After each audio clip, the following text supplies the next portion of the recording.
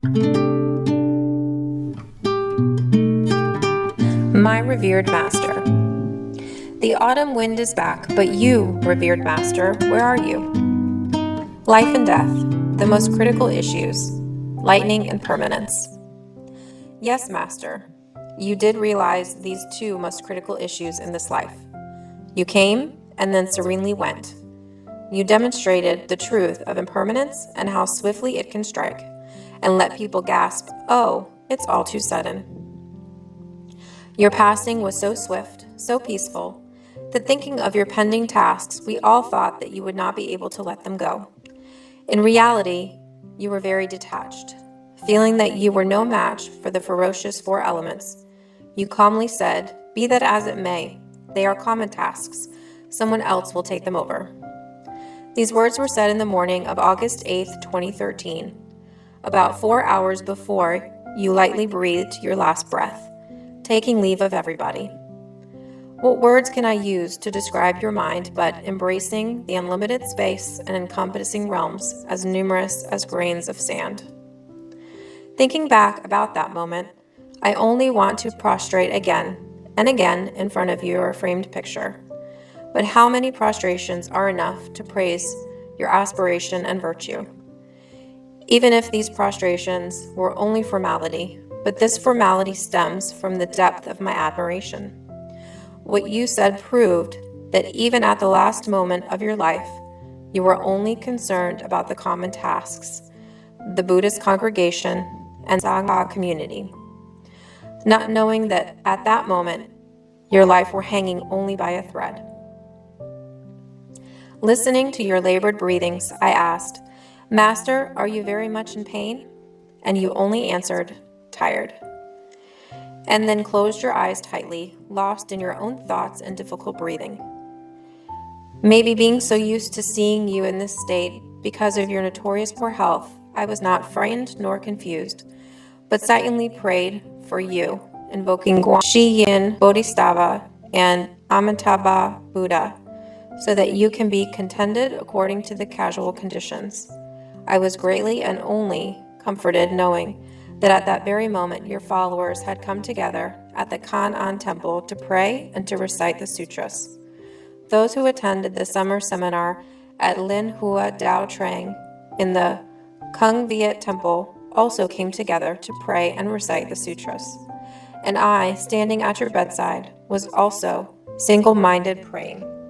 While your followers and disciples were praying together, you quietly took your last breath, leaving us saying nothing. But this very quiet last breath was a wordless farewell, because unsaid words are infinite words. Master, since you departed for the Amitabha Buddha's western land, I am still grieving for you and miss you dreadfully every day, because your image won't be any longer that of a living, active man, but an immobile picture on the altar. However, sometimes I cannot help but to chuckle. His coming and going were so carefree. The story of the Zen master Beng Long An's family, who died so calmly, came to mind when eventually you quietly took your last breath. So quietly that standing close to you, I was not even aware that you had just left us forever. In olden times, I often pleaded with you, "Please, Master, never leave me behind. Let me go ahead and clear the way for you." It is not said in the novice's rule that when accompanying his master, if they have to ford a stream, the disciple must precede the master and fathom the depth of the water with a stick, and then slowly guide the master over. You would invariably answer, "Phooey, nonsense. Who must not die at an old age and when crippled by illness? Don't stand there twaddling, go back to your work."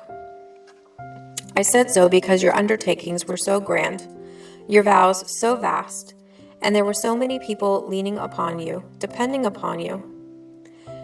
Then you would need much more time to be omnipresent, according to their wish, as it is said in the Universal Gate Sutra, the sutra that you used to recite at 3 p.m. every day at the Kan'an temple in Bagnu. I used to accompany you during these sutra reciting sessions, and this word omnipresent used to impress me. It seemed to me that your life had been closely linked to this word.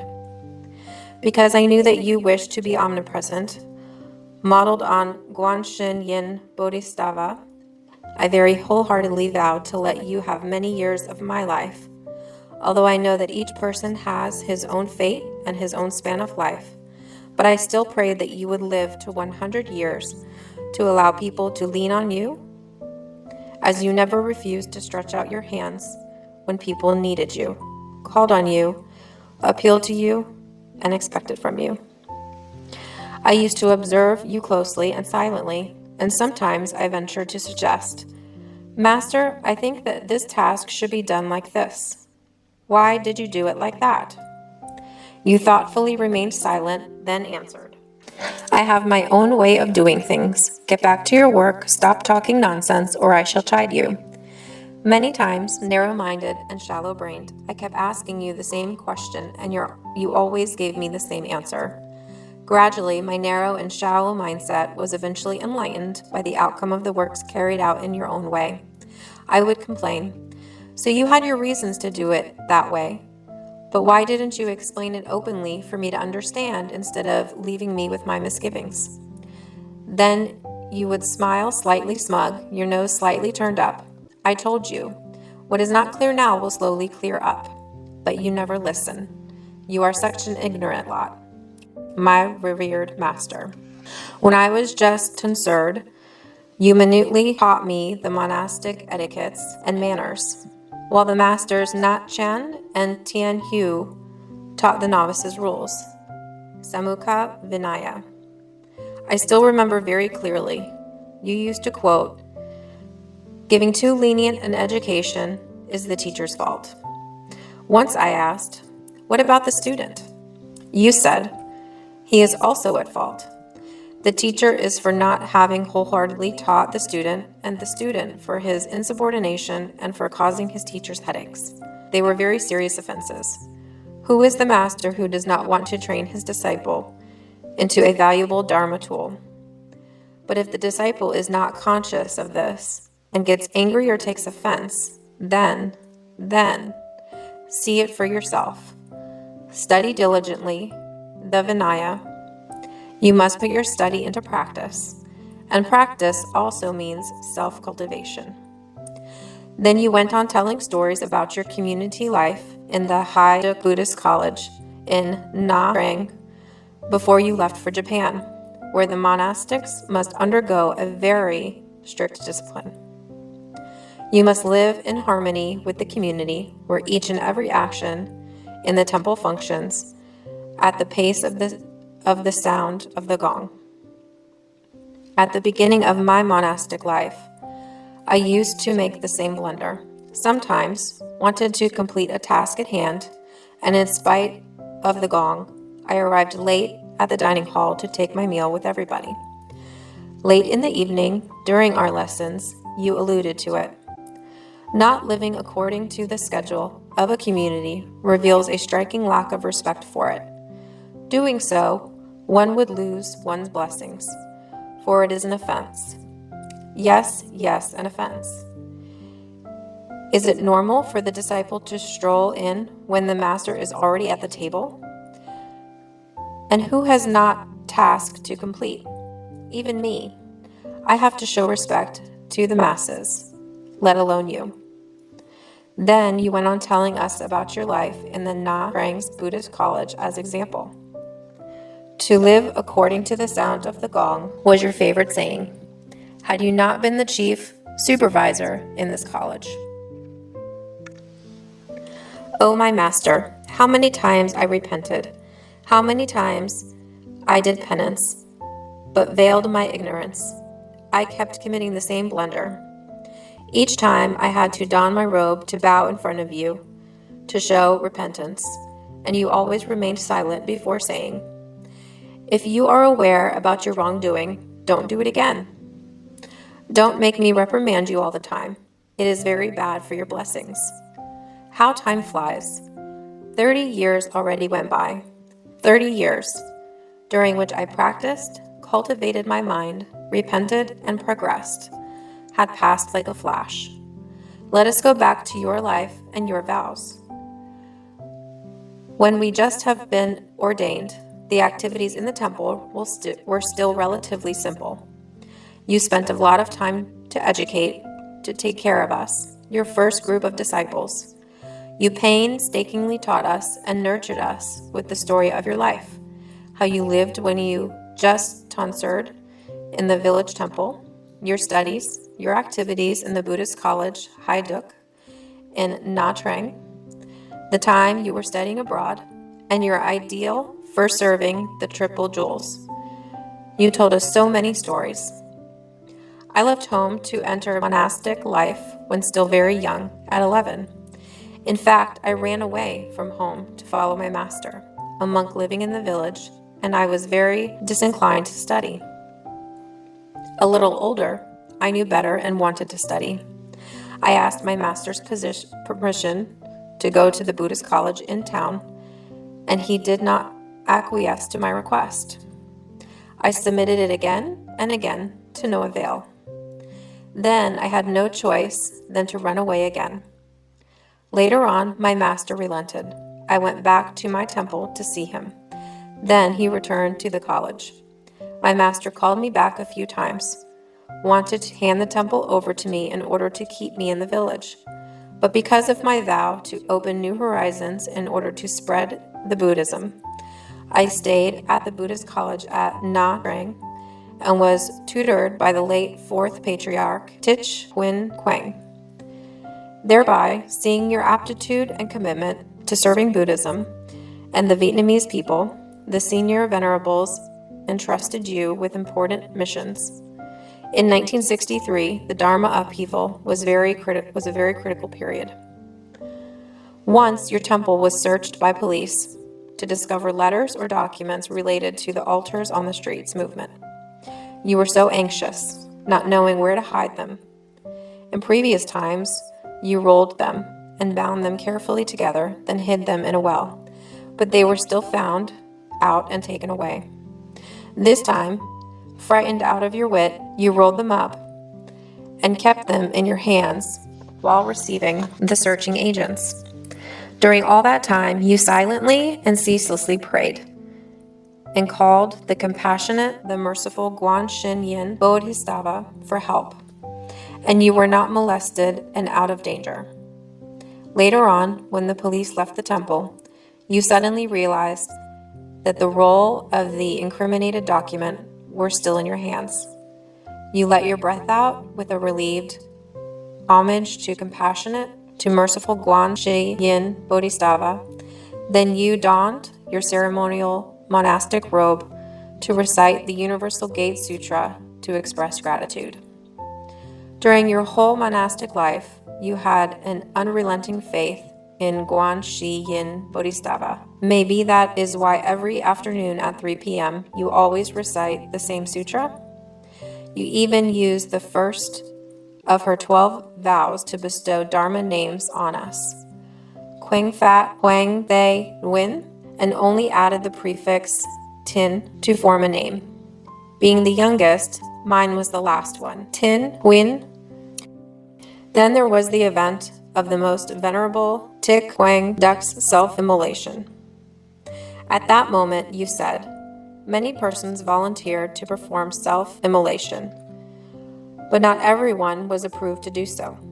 The senior venerables had many covert meetings in order to ratify the candidate's name, but this name was to be kept secret until the last moment.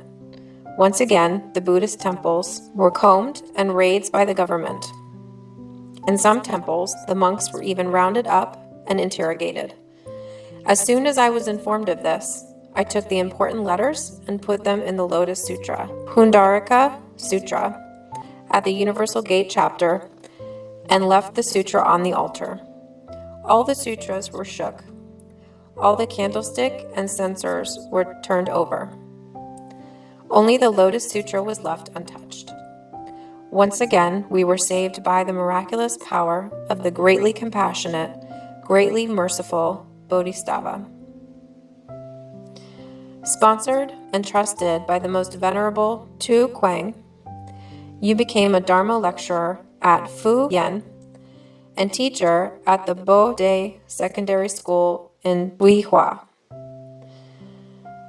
Once you were sent to a place to deliver a Dharma lecture, but the locals were somewhat choosy. They only welcomed senior monks. At that time, you were only a novice monk, but the most venerable Tu Kuang decided that you must go. Arriving there, the most venerable himself also came to be the witness and summoned the other monks to attend your lecture. He even said, "The novice monk gives lecture, the venerables listen." From time to time, when teaching us, you would encourage us, "See, you must make further efforts to study." At my time, the venerables had to strive so hard to learn and to work, but nowadays, you monks are so sluggish. I wonder what will become of you.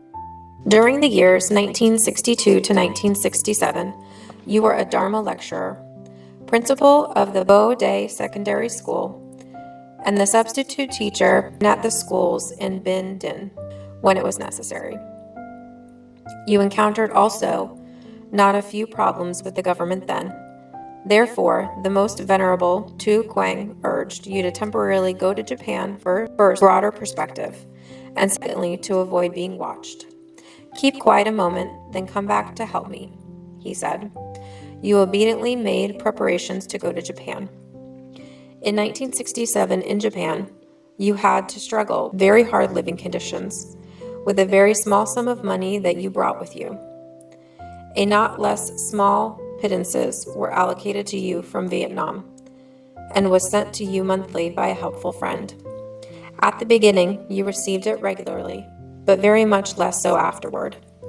There were months when you received nothing. To pay the tuition and cover your daily basic necessities, you had to deliver udon soups by bike 2 hours per day. You told us about this in a comic tragic way. I was not used to guiding a bike with one hand and carrying a bowl of soup with the other. The days, out of luck, one of the bowls would spill, and the wages for those 2 hours' work would then be cut in half. Your study became much more time-consuming. You stopped delivering soups to work in some building activities to reduce your daily working time. Instead of 2 hours per day, you only had to work 3 hours every 2 days, twice a week. It was an arduous and hard job, but it allowed you more time to study. Once I saw a picture of you dressed in working clothes, lying cross-legged on the floor. I commented, "Wow, how lucky you are to have time for a siesta." "Lucky indeed," you said. "I stepped on a nail but could not afford to go to the hospital. Its stinging pain forced me to lay down and prevented me from working and from being paid by the same occasion." You loved cameras and photography. You always busied yourself with the photography techniques and were so very happy with your pictures taken professionally with right light, right ISO, right focus when the setting and the subject yielded a good photograph. You even taught me those techniques to take pictures at different events and post them in our Kan-an monthly magazine. At that time, the autofocus cameras were still exceptional and expensive.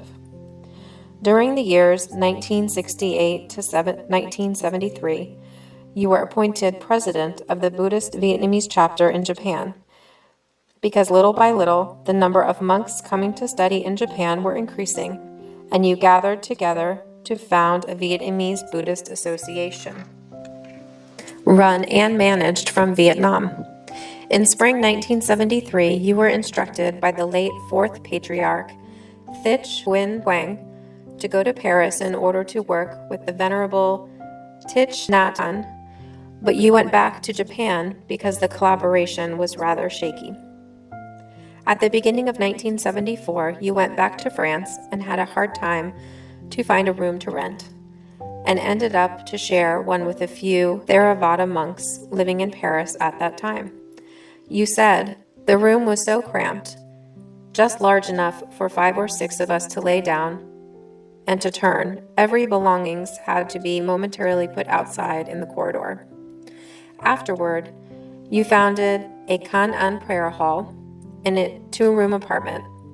The sleeping room was transformed into the Buddha main hall, and the bathroom into your sleeping room, with a plank fixed across the bathtub. When there were about 10 persons in the Buddha hall, you could withdraw in your quarters to rest when tired. Until 1977, causes and conditions were sufficiently converged, accompanied by some devotees you visited and eventually acquired a property at 14 Rue Henry Barbusse, 92220, Banu, which later became the Kan'an Temple. These Buddhist devotees were rather few in number because at that time there was almost no refugee in France. Most of them were former overseas students who stayed on after the 1975 April 30th upheaval. As for the Buddhist devotees, we must add that they were neophytes. You were to endure untold trials and tribulations to carry through this acquisition. Was this why later on you used to say, "My life is rarely easy and smooth"? Obstacles are common, but smoothness is extraordinary occurrences indeed. I never expect that things would be uneventful. On the contrary, I always anticipate difficulties and challenges. You must take this as a lesson. After a period of monastic activities, causes and conditions came together again to allow you to celebrate. On February 19th, 1979, the stone laying ceremony of the Buddha main hall on the premises of the Kan'an Temple. The beginning of the 1980s marked our arrival.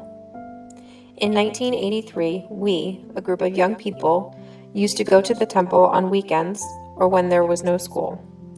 In spite of being squeezed because there was not much room, we came with our sleeping bags and scattered everywhere, in the dining hall below, in the Buddha hall upstairs, and even in the kitchen sometimes. That summer, we were 10 or 15 or even 20 to stay in the temple, and at the end of the day, divided into 2 or 3 groups, we would sit around you, the 3 resident masters, to listen to storytelling. Each one of you had your kind of stories, all of them so fascinating that some of us liked to commute between groups every now and then. You, my master, would tell stories that currently happened in the temple with so much humor and spirit. Master Nat Chan told Zen stories and Master Bien Hu ghost stories. This last group was always the most boisterous and the noisiest one. There were so much fun then. Then, tired of stories, we aspired for something else and pleaded with you to teach us Buddhism and Chinese writing. The first Buddhist lesson you taught us was the opening verses of the Shurangama Dharani. Then you taught us to ring bells and strike the wooden fish. Each morning, for your daily devotion, one of us must ring the bell and the other must strike the wooden fish to accompany you. It was so funny. For our first Chinese lesson, you chose the poem Fang Qiu Da Bak. You showed us stroke by stroke, insisting that the horizontal ones must be straight and the vertical ones must be upright. Then you joyfully marked our dedications. You were such a strict master. Even if there was no mistake at all, you never gave us more than 9 out of 10, and explained that nothing is perfect. Was this also your way of living and your working guideline? You always trained us in such a way that we never hoped for entire satisfaction, never presumed that our expectations would be granted in full. At that time, I was so very frustrated, wondering why you never indulged us with a better mark, after all, well-deserved. With the time, I realized that it was your way of education. You trained us to have the virtue of patience, of acceptance. For that, I am forever in your debt, my revered master. Oh, but your teaching was always wonderful, and I enjoyed it very much. I used to boast, the old man is an excellent educator. It's a pleasure to be taught by him. Gradually, being close to you through these Buddhist and Chinese lessons, assisting you in various activities, and moreover, being naturally prone to commit myself, it became normal that I was at your side during the various hunger strikes, manifestations, seminars, wakeful nights, to fight for the human rights, for the liberation of our Buddhist leaders, still prisoners of the Vietnamese regime, such as the late Most Venerable TKN Quang, Most Venerable TKN Du, Venerable Tik Tu Si, late Most Venerable Tik Nu Tri He, Professor Lee Man Pat, that you strived to campaign for the United Nations intervention and for the European countries, the United States, and Australia to take in more boat people, still waiting in the islands of many Southern Asian countries' refugee camps. When I was still in Vietnam, I often went with my aunt to temples, playing with the novices, helping out, and sometimes thinking of leaving my home, taking the robe. Far from the homeland, the old seeds began to sprout. With a few friends, after heavy debates, we went together to you for a formal request to be ordained, in order to live, to learn, and to work close to you. You agreed, but then left us stew, until Master Nat Chan appeared to you for Brother Chuk Nun ordination. Brother Quang Dao took this opportunity to approach you with small steps. Taking this as the sign of the convergence of the necessary causes and conditions, you agreed on a date with Masters Nat Chan and Tian Hu to celebrate our ordination. You also communed with both masters. I fear that alone I shall not be able to convert the followers. Now your help will put my mind at rest. On Saturday, December 29th, 1984, or the 8th day of the 12th lunar month in the year of the rat, on the Bodhi day, commemoration of the Buddha's enlightenment, in the main Buddha hall, you tonsured the 8 of us, assisted by the masters Nat Chan and Tian Hu. We were tonsured under you and instructed by both masters Nat Chan and Tian Hu as to the Buddha Dharma. But every time that the Venerable Thich Nhat Hanh and Thich Nhat Hanh came to our temple, you used to ask them to teach us the sutra chanting rituals. In monastic environment, it is said that it takes 3 months to learn how to recite sutras, but 3 years to chant them. It was hard for us to learn to chant, but even harder for the master to teach us.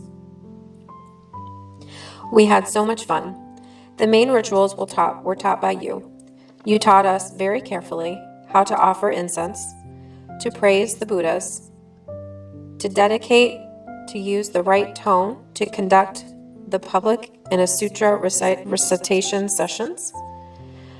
You had us exercised when to stop to catch breath, when to raise voice or to drop it, without breaking the intonation of the word. But you also saw to it that we learned more ritual practices with the other masters. When Venerable Nhu Dien taught us the center of Vietnam's way, Venerable Tan Viet, the ancient city's way, and you taught us the standard way according to the book of liturgy, ritual prayers. We were completely at 6s and 7s, and only recently, in contact with many masters from Hue, did I begin to distinguish and understand more about the royal palace's ritual. Because of this family bond, whenever the masters Nhu Dien and Tan Tiet called at the Kan'an temple, they would put our knowledge to the test. We did have the jitters, but nonetheless, very happy to know that they cared for us.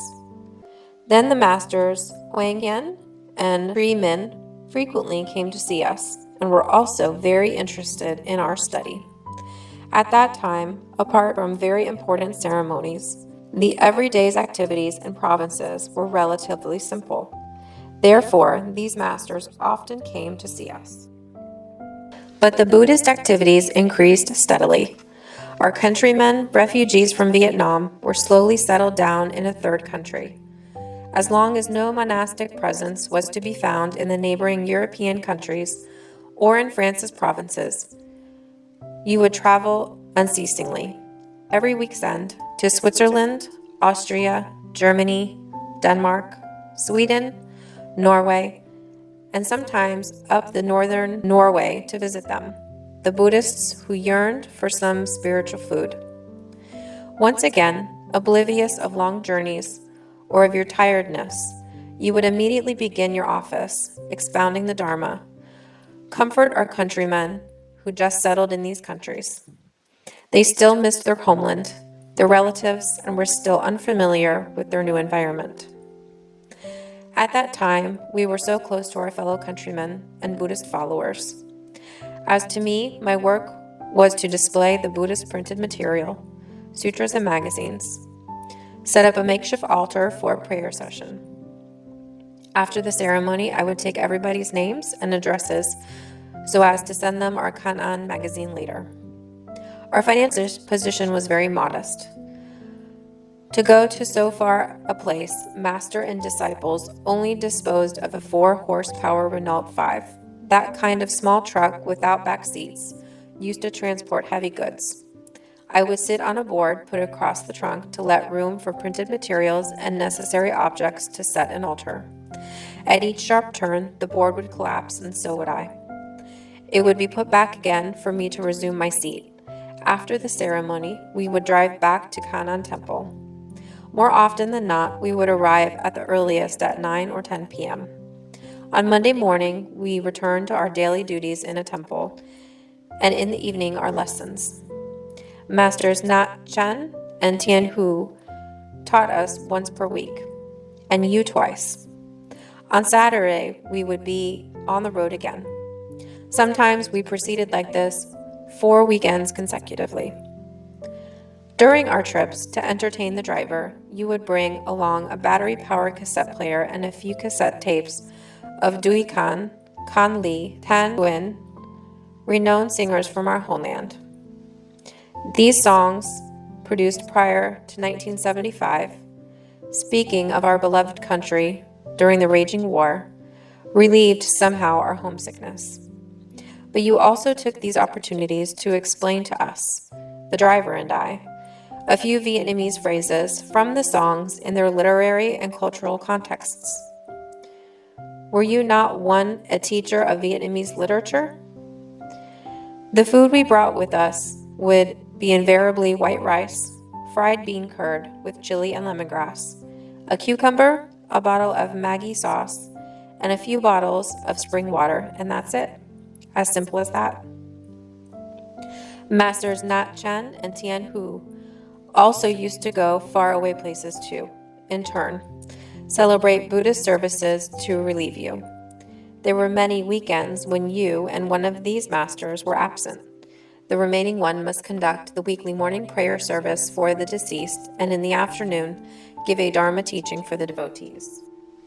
At that time, Master Nat Chen was the spiritual guide of Norway and Strasbourg's Buddhists, and Master Tian Hu would guide those in Netherlands and Bordeaux. Slowly, the masters in the refugee camps arrived to settle in Europe, and most of them knew each other. You then set out to put them in contact with the Buddhist associations in the neighboring towns, so that they could be invited to these places. In this way, your trips were less frequent and reduced only to important ceremonies. In the middle of the 1980s, you were very distressed, faced to the turmoil of our countrymen who left Vietnam to seek freedom overseas.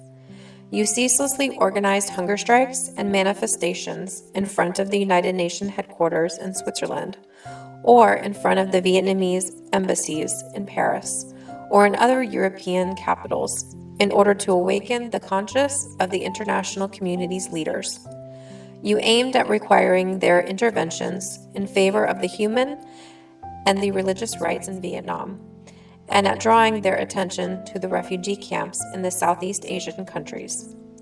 You also organized conferences on the issue of human rights, wakeful nights to remember the situation in Vietnam, where there were no more freedom, no more democracy or human right, but only injustice. To think that the different refugee camps, to share the sufferings, grief, bereavements of those hundreds of thousands of people cut from their homeland and were desperate to be accepted in a new country. I was beside you during these moments. While working, I couldn't help feeling a deep admiration for you from the bottom of my heart. I was also one of these boat people who once was desperate for someone in the faraway free Europe or America to care for me, to get concerned about me. The only difference is that I was fortunate enough to leave Vietnam earlier with my family and to settle earlier in France. It was impossible to tell the sorrow, the loneliness, the yearning, and the forlorn hope of those refugees in the islands of Asia who almost gave up the dream of being free from their camps. I felt so much empathy with the boat people that I threw myself into the work tirelessly. But you hearkened to the calls for help from the other shore of the ocean. Regardless of hardships, you dedicated yourself to help them, using up your strength, having nothing more than your mind, your empty hands, and your heart, just because their blood is red and their tears are salty, like the myriad of other beings, and because they were floundering in the ocean of sorrow. Once, while preparing files and documents for a manifestation to hand an appeal letter to the UNO, I asked you, "Master, will us be able to go inside to hand the letter, or did we receive a confirmation that someone will step out and take it?" You burst out laughing.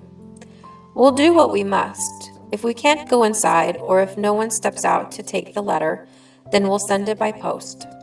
At least they'll know that we're here manifesting, and we are aware of our request. Let's just go ahead and take whatever comes out of it.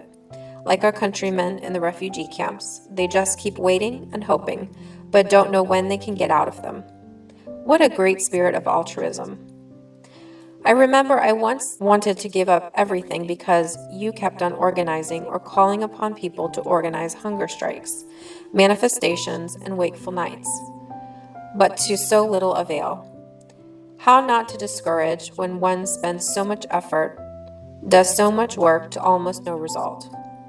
We received news then saying that the refugee camps were going to be closed. At that moment, you instructed me to build up a file and send it everywhere to collect signatures, requiring the UNO to stop the decision of closing the refugee camps. These files were to be brought to Switzerland and handed over to the UNO. You also told me that on one spot I had to ask as many passers-by as possible to sign our petition. I did exactly what you said, but the UNO spokesman, who stepped out on the lawn where you were to take the files and signatures from our delegation, only said that he would transmit the files and our appeal letter to the higher levels, but was unable to foresee their decision. On our way back, I said, dejected, "Oh, my master, please let's give up. Let's stop these actions. We put so much energy, so much work into them, but what did we achieve? Maybe we will even fail. Let's stop, master." My work, you said, is like tossing a pebble into a pond. When the pebble reaches the water, it is so light that it can't create a whirlpool. But it'll sink slowly down, and tiny ripples will appear on the surface of the water. As it doesn't sink quickly, the ripples also will take time to disappear. Then I'll keep one tossing pebbles, and the ripples will continue to form on the surface for people to see. Your comments gave me renewed confidence. You even picked your way through every possible formality to come to the refugee camps to support our countrymen still waiting to be removed from them. You had not yet obtained the French nationality at that time, and the visa application procedure for the Southeast Asian countries on the purpose of visiting refugee camps was a terrible ordeal. But you managed to get through them. You came up to the refugees to comfort them and to give them some small presents. So very small, because our temple, as well as the donors' means, were like a grain of salt in a sea, or a grain of sand in a desert. But that did not prevent you from moving from one camp to another, from one island to another. Once you wished me to drive you to Fontainebleau, to look at the place where different accords and conventions concerning Vietnam were signed. You jokingly called the police the Vietnamese historical vestiges in France. During that trip, you told me about the Paris Convention of 1973, the Fontainebleau Agreement, and so many more agreements concerning our country, which had been signed in France and had a major influence on Vietnam's history. Observing you, I realized that your spirit of serving the living beings is like serving Buddhas, was very profound. It was a perfect illustration of a phrase in the sutra of 42 chapters. For those with unwavering resolve in following the way is great indeed. You used to repeat, as for me, credentials never matter. While learning the Dharma, the essential is to be sincere and industrious. It doesn't matter if you don't learn much, as long as you put it into practice. Shallow knowledge begets shallow practice, but deep knowledge must entail deep practice. The learning and the practice must be simultaneous. Don't be just content with theories, because it is as unrealistic as walking without putting your food on earth. In 1992, the various temples in Europe gradually found their abbots. You got in touch with them all to found the Unified Vietnamese Congregation in Europe. In the same year, with the other monastics in Europe, you invited all the members of the overseas Sangha to gather at the Vian-Giak Temple in Germany. This meeting was called the Overseas Sangha Council. There was not many of you in number, only 50 or 60 venerables, because at that time the Vietnamese Sangha was still sparse. But almost all the dignitaries were present. The late most venerable Thích Duc Nim. The activities in Kan An Temple continued to develop. There was an increasing aspiration to learn and practice Buddhism among the devotees. In 1984, with the assistance and encouragement of both Masters Nat Chen and Tien Hu, the first Kan An Dharma class was held in the summer with 18 official students, that you jokingly called the 18 Arhats. These students came from Norway, Netherlands, Switzerland, and France. The spirit of learning and practicing was spurred on since then. This event was followed by 4 consecutive years, and the Dharma class 2, 3, and 4 were held in the Kan An Temple at Bagnu. Among the students who attended these first Buddhism classes, a few had taken monastic life and still live in Europe. As the number of Buddhists who attend these classes increased, year after year, you and the masters transferred the 5th Kan An Buddhist Dharma class to Switzerland. At that time, Master Quang Hien had just arrived and settled in Switzerland. This time, you and the masters agreed to change them into the Buddhist seminar in Europe, starting with the first seminar. And since every summer, a Buddhist seminar would take place in one of the different European countries. You maintain the organization of these seminars up the 25th in Finland. Causes and conditions split up. This seminar was the last one for you. This rupture coincided with that of your life because you departed, lightly letting go all your undertakings, as well as your offerings to the 3 jewels by the way of serving others. You left everything behind you to enter the Western Pure Land. You left a weaker Buddhist congregation, a scattered Sangha, and the unfinished building of the great Kan An Temple. Were you exhausted from perpetual sacrifices and from devoting your whole life to others, never thinking of yourself or taking a mere moment to rest? Were you ailing, but always made tremendous effort, unwilling to let people know of your poor health, lest this would prejudice the common endeavor? Your unusual effort to overcome your physical weakness were a silent teaching for us, devoting our life to the way at any cost, as we used to recite during our prayers. You set an example for us by taking your life so lightly while devoting it to the 3 jewels. From now on, the Kan An Temple will be without you. The Sangha there will live on without the shade of a big tree, without the silhouette of an admirable master. When I was writing these words, the sky and the earth seemed to darken suddenly. I felt a knot in my stomach, my vision blurred, my heart ached, and my hands trembled. I was stunned, petrified. But I seemed to hear a faraway voice. There, what are you doing? Are you being silly? That waked me back up to reality. Oh, I am losing faith again. That won't do, I tell myself. I have to pick myself up to get going. This is the only way to express my gratitude to you, to be worth of your teaching me, of your bringing me up. Master, your innermost wishes were to train your disciples to be Dharma tools, weren't they? A kind of Dharma tools according to your special ideal. Tools that are of service to living beings as offerings to the three jewels. You used to bring the lesson of the Zen master Bak Trong to teach us. In 1995, because of urgent needs to develop Buddhist activities, you actively looked for a place for worship more extensive than the current Bagnu temple. After long search through real estate ads in newspapers, succession of appointments, visits, decision-makings, finally a building land located in Evry was chosen, where will be built the future Kan'an new temple. The ceremony of laying the first foundation stone was celebrated on June 6, 1995, in the presence of many venerable monks, nuns, Buddhist faithful, fellow countrymen, and local politicians. The late Most Venerable TKN V, director of the Buddhist Institute Lin Sonin, Joinville-le-Pont, and the late Most Venerable Thich Trung Quan, abbot of the Hoa Nam Monastery in Villeneuve-la-Roi, honored us with their presence and joined us in the prayer during the ceremony. Respected and admired by all the venerables residing abroad, you have been appointed head of the Zen Liu Huan Overseas Branch. Since the 2006 Congress of the World Buddhist Sanghas Council in Malaysia, you have been appointed vice president of this council. In the past, you already were a member of this council's Ministry of Culture and Education.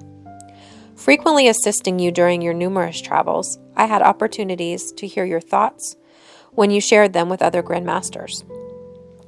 You aspired to manage to gather all the Vietnamese monks and nuns residing abroad, irrespective of branches, schools, or congregations, in order to come together and to work together, particularly in the U.S., where the number of monastics was increasing and reached a significant number.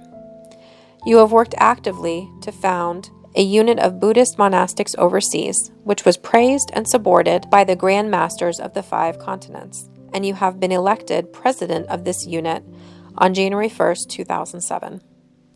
The purpose of this organization, published in the press release dated January 18th, 2007, are: the Vietnamese Buddhism overseas needs to move towards an open, harmonious monastic community that thrives in unison without distinction of branches, school, or congregation, that support each other to share a monastic life aiming at spreading the Buddha Dharma, serving, protecting, and saving all sentient beings. The survival and development of Vietnamese Buddhism overseas must be based on the pure and harmonious essence of the Sangha, because the Sangha is the foundation of any subsidiary Buddhist activities at any place and time. At the end of 2007, at a General Assembly gathering, the members of all the Vietnamese unified Buddhist congregations in the 5 continents, including America, Canada, Europe, and Australia, the Intercontinental Vietnamese Unified Buddhist Congregation was founded. You accepted the position of president for the first term, 2008 to 2010, and therefore were one of the founders of this congregation. Knowing that your vows were, considering the spreading of the Dharma as my first concern, building places of worship everywhere, and being omnipresent, in August 2011, you have been invited at the great ceremony in Colombo, capital of Sri Lanka, by the General Assembly of the Buddhist Sangha and the government of Sri Lanka to receive a most honorary title distinguishing you as a very active propagator of the Buddha Dharma in European and American countries. You also worked hard in 2012 to create the Supreme Buddhism Sangha Council in France, and currently were its president. Through all your past activities and your light and serene departure, I learned the lesson of letting go, performing without clinging. You have fully used your life serving the Buddhism until its last minute. Your departure took place right after the closing of the 25th Buddhist seminar in Finland. You have gone, leaving a line of conduct so that the masters can continue your work in the Buddhist congregation.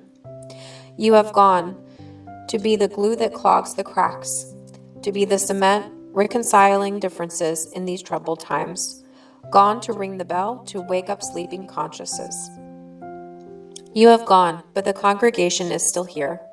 The Buddhist Sangha is still here.